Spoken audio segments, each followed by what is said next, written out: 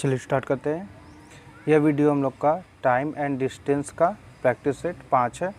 आइए question solve करते हैं। इसमें दिया है, पहला क्वेश्चन है 48 किलोमीटर प्रति घंटा की चाल से चलने वाली एक रेलगाड़ी इससे आधी लंबाई वाली तथा विपरीत दिशा में 42 किलोमीटर प्रति घंटा की चाल से चलने वाली एक अन्य रेलगाड़ी को 12 सेकंड में पार करती है।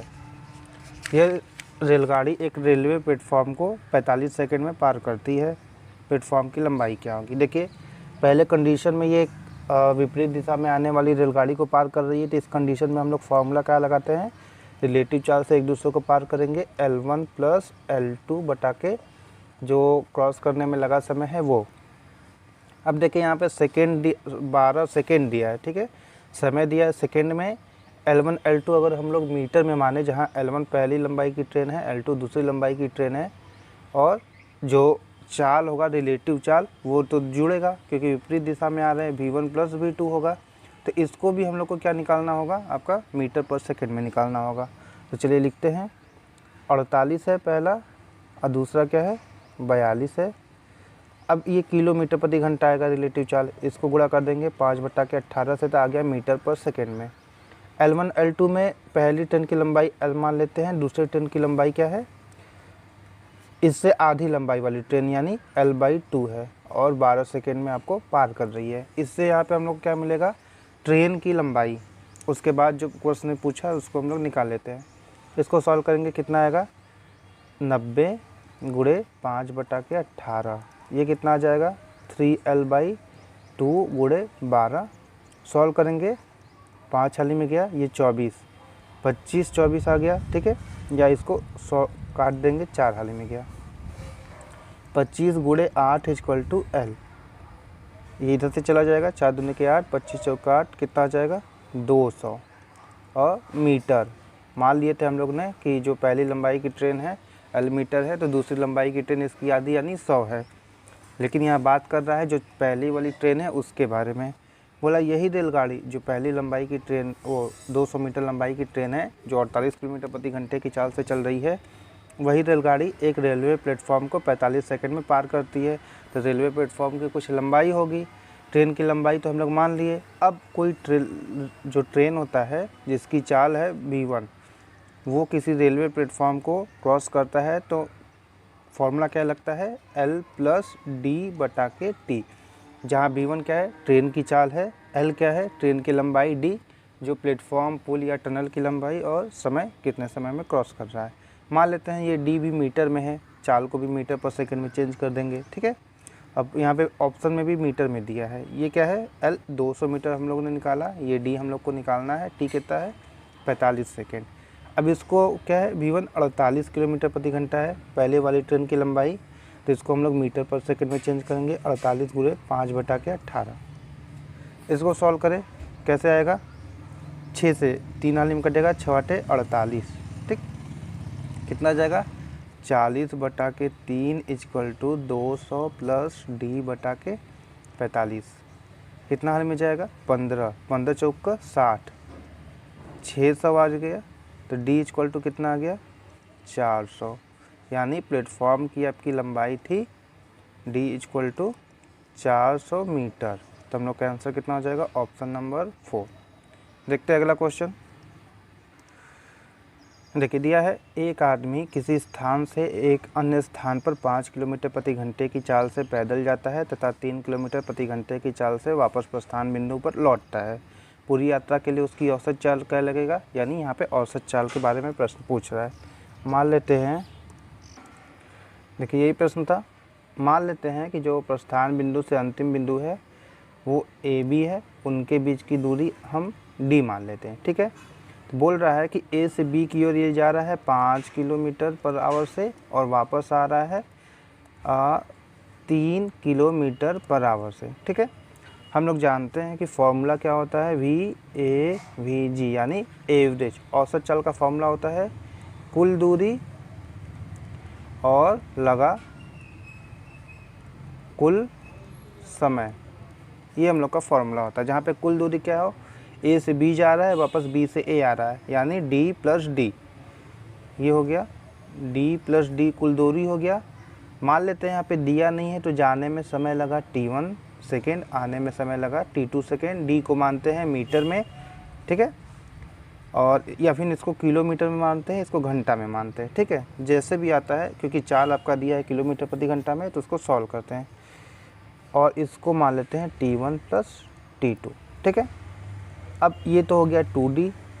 t1 का मान कैसे निकलेगा, जाते समय हम लोग लगाएंगे फॉर्मूला चाल बराबर दूरी बटा के समय का, तो चाल बराबर v1 और d बटा के t1, यही लगेगा फॉर्मूला। यहाँ से t1 क्या आ जाएगा, d बटा के v1, इतना आ गया।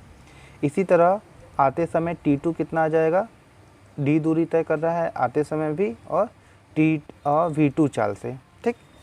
तो यहाँ पे t1 का फॉर्म रख देंगे, कितना आ जाएगा, d बटा के v1 प्लस d बटा के v2, ठीक। अब यहाँ पे मान रख देते हैं, देखिए और सॉल्व हो जाएगा। 2D अपान d बटा के v1 कितना है 5 किलोमीटर प्रति घंटा, और d बटा के वापसी आते समय d2 कितना है 3 किलोमीटर प्रति घंटा। कॉमन लेंगे, देखिए यहाँ पे नीचे वाले में LCM ले लेते हैं।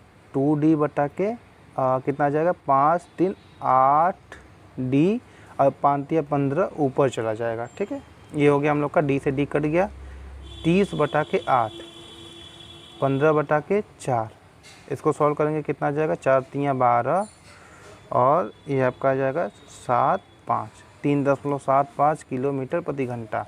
तो हम लोग का ये कितना आ गया, VABG, यानी औसत चाल। औसत चाल का मान ऐसे ही निकलता है, कुल दूरी बटा के कुल समय, जो प्रश्न में दिया था उसके अकॉर्डिंग रख सकते हैं, या फिर जो फॉर्मूला आप लोग देखे थे उसको भी डायरेक्ट रख के यहाँ पे मान निकाल सकते हैं, लेकिन फॉर्मूला हम लोग को यूज नहीं करना है, ठीक है। जो कॉन्सेप्ट है उसको अप्लाई करना है, ताकि एग्ज़ाम में आपको कोई चीज़ याद करके ना जाना पड़े, क्वेश्चन है तो उसको डायरेक्ट सोल्यूशन कर सके। तो हो गया हम लोग का ऑप्शन नंबर डी आंसर हो गया। देखते अगला क्वेश्चन। देखिए अगला क्वेश्चन दिया है, समान लंबाई वाली 2 रेलगाड़ियाँ एक टेलीग्राफ के खंभे को 10 सेकंड तथा 15 सेकंड में पार करती है। यदि प्रत्येक रेलगाड़ी की लंबाई 120 मीटर है तो विपरीत दिशाओं में चलते हुए वे एक दूसरे को कितने समय में पार करेंगे। देखिए 2 कंडीशन दिया है। पहले बोल रहा है कि जो 120 मीटर की दोनों ट्रेनें हैं किसी खंभे को अपनी अपनी चाल से 10 सेकंड और 15 सेकंड में पार कर जाती हैं। तो आइए लिखते हैं। मान लेते हैं जो पहली ट्रेन है, दोनों की लंबाई तो 120 मीटर है, इसकी चाल मान लेते हैं v1 मीटर पर सेकेंड। तो ये कर रहा है किसी एक खंभे को 10 सेकेंड में पार कर जा रहा है, ठीक है। तो जब कोई ट्रेन किसी खंभे पेड़ को पार करता है तो फॉर्मूला क्या लगता है, v1 इक्वल टू अपनी लंबाई के बराबर दूरी तय करता है और कितने समय में जो दिया है तो 10, कितना आ गया 12 मीटर पर सेकेंड। तो v1 का मान आ गया चाल। दूसरा जो ट्रेन है वो क्या कर रहा है, वो भी 120 मीटर लंबाई का है, उसकी चाल मान लेते हैं v2 मीटर पर सेकेंड है, जो कि प्रश्न में दिया नहीं है। उसी खंभे को 15 सेकेंड में पार कर रहा है। तो फॉर्मूला यही लगेगा, v2 इक्वल टू 120 बटा के 15 यानी 8 मीटर पर सेकेंड। अब v1 v2 का मान आ गया। अब बोल रहा है कि ये चाल वाली ट्रेनें विपरीत दिशाओं में चलते हुए एक दूसरे को कितने सेकंड में पार करेंगे। तो जब 2 ट्रेन आपके 120 मीटर, इसकी चाल है आपका 12 मीटर पर सेकेंड, और दूसरी ट्रेन है वो कितनी है 120 मीटर सेम लंबाई की, और आपका 8 मीटर पर सेकेंड की चाल से एक दूसरे को क्रॉस करेंगे। मान लेते हैं क्रॉस करने का समय t सेकेंड है।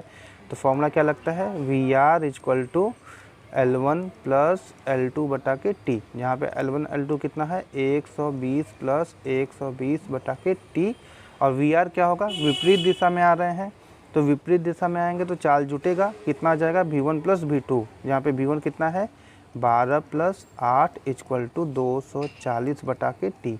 ये कितना हो जाएगा 20 इक्वल टू 200 बटा के t। यहाँ से कितना आ जाएगा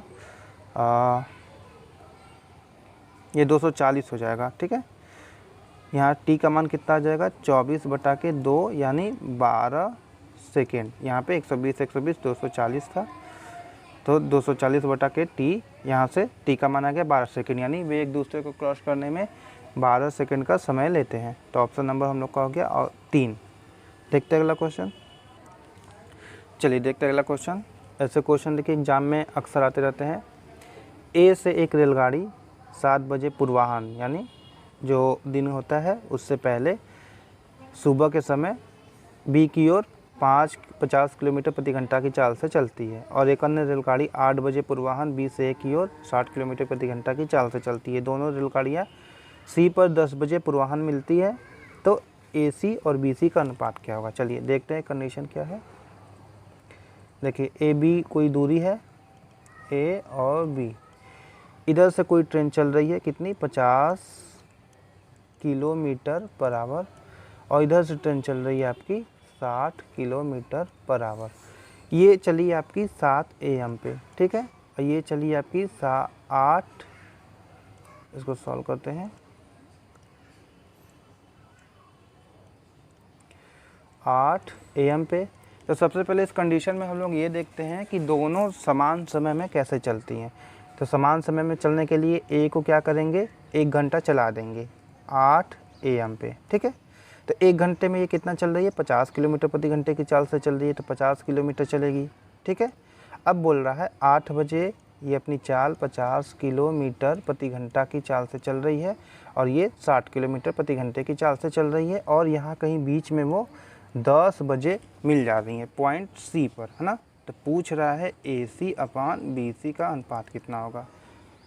देखिए ए यहाँ से कोई ऑप्शन हम लोग मान लेते हैं कि पी है, ठीक है ना। तो ए पी का तो मान हम लोग निकाल चुके हैं, बी सी का मान निकाल लें और सी बी का मान निकाल लें तो आराम से इसका अनुपात निकाल सकते हैं। तो देखिए इस कंडीशन में क्या हुआ कि कोई दूरी है, ठीक है, इसे एक 50 किलोमीटर पर घंटा की चाल से चल रहा है और ये 60 किलोमीटर पर आवर की चाल से चल रहा है और दोनों कहीं 2 घंटा में 8 बजे के बाद 10 बजे 10 AM पे ये मिल रहा है, ये प्रश्न में दिया, यानी 2 बजे ये एक दूसरे को मिल जा रहे हैं, ठीक है, सी पे। तो ये दूरी कितनी है वो हम लोग निकालते हैं, ठीक है। तो देखिए या फिर ऐसे निकाल सकते हैं या फिर हम लोग को पता है कि देखिए 50 किलोमीटर प्रति घंटे की चाल से 10 बजे तक चलेगा, यानी 2 घंटे चल रहा है। ये 60 किलोमीटर प्रति घंटे की चाल से चल रहा है, 2 घंटे चल रहा है, तो कितनी कितनी दूरियाँ निकलेगा। तो देखिए अगर ये 50 किलोमीटर प्रति घंटे की चाल से चल रहा है तो जब मिलेगा तो यहाँ से यहाँ तक चलने में ये 2 घंटे का समय लेगा, ठीक है। 2 घंटे में कितना चलेगा, 100 किलोमीटर, कोई फॉर्मूला भी नहीं लगाना होगा। और ये अपने चाल से 2 घंटे में, क्योंकि 8 से 10 के बीच 2 ही घंटा बीतेगा और 2 घंटे के बाद ये मिल जा रहा है, तो ये 120 किलोमीटर चलेगा। अब देखिए यहाँ पे कोई फार्मूला ही लगाना की ज़रूरत नहीं है, हो सकता है यहाँ पे हम रिलेटिव कॉन्सेप्ट लगा के फार्मूला से आपका टी का मान निकालें, या फिर टी तो दिया ही है, ठीक है ना, तो डी का मान निकालें, उसके बाद डी का मान निकाल के फिर यहाँ से पी सी और सी बी का मान निकालें, तो थोड़ा सा लेंथी हो जाएगा। यहाँ पे मेनली डायग्राम से ही हो गया, अगर समझे क्वेश्चन कैसे चल रहा है तो देखिए यहाँ पे AC का मान कितना आ गया, AC का मान आ गया आपका 50 + 100 किलोमीटर यानी 150 किलोमीटर और BC का मान कितना आ गया, डायरेक्ट 120 किलोमीटर। तीन का अनुपात निकालने के लिए क्या करना होगा, 150 120 किलोमीटर का अनुपात कितना आ गया, यहाँ पे 0 से 0 कट गया, 3 से काटेंगे 5, ये 4, यानी 5:4। AC और BC का अनुपात हम लोग कहा रहा है 5:4, ऑप्शन नंबर 2। ध्यान रहे 4:5 भी दिया रहेगा, लेकिन रेशियो का भी ध्यान रखना होगा कि क्या पूछ रहा है, AC और BC का अनुपात पूछ रहा है। ऐसा नहीं कि सिर्फ 4 5 5 4 देखें और टिक मार दें। तो जो ऑप्शन पूछा है AC/BC का अनुपात वो आएगा 5:4, ऑप्शन नंबर 2। देखते हैं अगला क्वेश्चन। चलिए ये भी क्वेश्चन अच्छा है। 2 रेलगाड़ियाँ A तथा B से एक दूसरे की ओर क्रमशः 16 मील प्रति घंटा और 21 मील प्रति घंटे की चाल से चलती हैं। उनके मिलने के समय दूसरी रेलगाड़ी पहली रेलगाड़ी से, चलिए देखते हैं, ऐसे क्वेश्चन आपके आते रहते हैं एग्जाम में। दिया है 2 रेलगाड़ियाँ A तथा B एक दूसरे की ओर क्रमशः 16 माइल प्रति घंटा और 21 माइल प्रति घंटा की गति से चलती है। उनके मिलने के समय दूसरी रेलगाड़ी पहली गाड़ी से 60 मील अधिक चल चुकी है, तो A और B के बीच की दूरी मीलों में कितनी होगी। चलिए मान लेते हैं कि A और B ये है A B, ठीक है। A से चल रहा है आपका 16 माइल पर आवर की गति से और ये B की तरफ से चल रहा है 21 माइल पर आवर की गति से। देखिए इधर वाला चाल इधर से अधिक है, तो वही बोल रहा है कि जब दोनों शुरू एक साथ करेंगे और एक साथ T समय बाद, यानी आफ्टर T टाइम, ठीक है, ये एक दूसरे की ओर मिल जाएंगे, तो दोनों के लिए समान समय बीता रहेगा। तो समान समय में जिसका चाल ज़्यादा रहेगा वो दूरी ज़्यादा चल रहेगा। वही बोल रहा है कि कितना, दूसरा वाला पहले से 60 माइल अधिक चल रहा है। तो मान लेते हैं आफ्टर T टाइम ये यहाँ पे 16 माइल पर आवर की गति से मिल गए इस पॉइंट पे और ये 21 माइल पर आवर की गति से। तो इस t समय में t जितना समय बीता शुरू से मिलने के समय तक, उसमें मान लेते हैं कि जो 16 माइल पर आवर वाला ट्रेन है, ठीक है, या गाड़ी है, वो d दूरी तय किया। तो प्रश्न के अकॉर्डिंग जो 21 माइल पर आवर है वो उसे d + 60 माइल इतना दूरी तय किया, क्योंकि पहले वाले आपके गाड़ी से 60 माइल अधिक दूरी तय कर रहा है सेम समय में, जब वो एक दूसरे को मिल जा रहे हैं। तो जब मिल रहे हैं तो यहाँ से यहाँ तक d दूरी है और दूसरा वाला ट्रेन यहाँ से यहाँ तक है, तभी तो मिले। तो ये d + 60 दूरी तय कर रहा है। इस हिसाब से क्या हुआ, a और b के बीच की दूरी आ गई 2d + 60। अब हम लोग को निकालना है d का मान, तब हम लोग निकालेंगे a और b के बीच की दूरी। चलिए सॉल्यूशन लगाते हैं। जब ये d दूरी आपका 16 माइल पर आवर की चाल से t समय में क्रॉस करेगा, उसके लिए फॉर्मूला क्या लगाएंगे, चाल = दूरी बटा के समय। जहाँ पे समय t बीत रहा है, चाल आपका 16 माइल पर आवर है, यहाँ से t का मान कितना आ गया, d बटा के 16। सेम इस कंडीशन में लगाएंगे, t समय में ये कितना कर रहा है, d + 60 दूरी तय कर रहा है, लेकिन चाल आपका 21 माइल पर आवर से, ठीक है। देखिए यहाँ से t का मान है, यहाँ से t का मान आपस में बराबर है, तो बराबर करेंगे कितना आ जाएगा, d बटा के 16 = d + 60 बटा के 21। चलिए इसको सॉल्व करते हैं, कितना आएगा, 21d = 16d + 960। यहाँ से 5d = कितना आ जाएगा, 960। और सॉल्व करेंगे तो d = कितना आएगा, 192 192 किलोमीटर, ठीक है। तो हम लोग का a और b के बीच की दूरी कितनी है, 2d + 60। इसको मान निकालेंगे कितना आ जाएगा, 2d + 60 को सॉल्व करना है। 192 कितना आ जाएगा, 2 दूनी के 4, 9 दूनी के 18, 3 + 60। सॉल्व करेंगे कितना आएगा, 4 8 6 14, 3 1 4, यानी 444 किलोमीटर। ऑप्शन नंबर ए हम लोग का आंसर आएगा। अब देखते हैं अगला क्वेश्चन। देखिए अगला क्वेश्चन है, सरिता और जूली एक ही स्थान से विपरीत दिशाओं में चलना शुरू करते हैं। मान ला कोई पॉइंट है, यहाँ से आपका जूली तय करना शुरू करती है और इधर आपका सरिता एक ही स्थान से विपरीत दिशा में चलना शुरू करती हैं।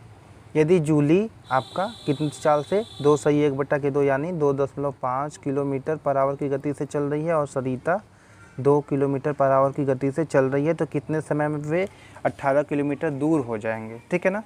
इसको देखिए 2 तरीक़ों से कर सकते हैं। पहला, आप रिलेटिव वेलोसिटी से चलाइए तो उसमें यही लगेगा कि चाहे 18 किलोमीटर दूरी एक विपरीत दिशा में आते हुए तय करें इस चाल से, या एक बिंदु से जाते हुए तय करें। जैसे अगर हम लोग ये कहते हैं कि 18 किलोमीटर की दूरी है, एक उसे 2 किलोमीटर पर आवर की गति से तय कर रहा है, एक उसे 2.5 किलोमीटर पर आवर की गति से एक दूसरे की ओर अप्रोच कर रहे हैं, तो कितने समय बाद वे एक दूसरे को मिलेंगे, ठीक है ना। तो कितने समय बाद निकालने के लिए, अगर 18 किलोमीटर है, ठीक है, तो यहाँ पे हम लोग निकालते हैं समय। वही पूछ रहा है कितने समय में वे 18 किलोमीटर दूरी तय कर जाएंगे, तो ये उसका उल्टा कंडीशन होगा, लेकिन आंसर आपका सेम आएगा। कैसे आएगा, अगर इनके बीच की दूरी 18 किलोमीटर में, तो फॉर्मूला वही लगाते हैं, v1 + v2, relative charge opposite direction में है, 18/t। इसको सॉल्व करेंगे कितना आ जाएगा, 4.5 = 18/t। t का मान कितना आ जाएगा, 18/4.5 यानी 36/9, 4 आवर। इसका अर्थ हुआ कि अगर 18 किलोमीटर दूरी में रहेंगे और उसे इस चाल से वापस मुड़ते हुए आएंगे, ठीक है, तो वे 4 घंटे में एक दूसरे की ओर मिल जाएंगे, ठीक है ना। यही कंडीशन हुआ कि अगर सेम इसी पॉइंट से वापस चलने लगे इसी चाल से, ठीक है, तो कितने समय बाद 18 घंटा का समय तय करेंगे, तो वही फॉर्मूला हुआ, एकदम इसका रिवर्स हो गया, ठीक है ना। तो देखिए समान समय 4 घंटे में वे 18 किलोमीटर दूरी तय करेंगे, ठीक है, फॉर्मूला वही लगेगा।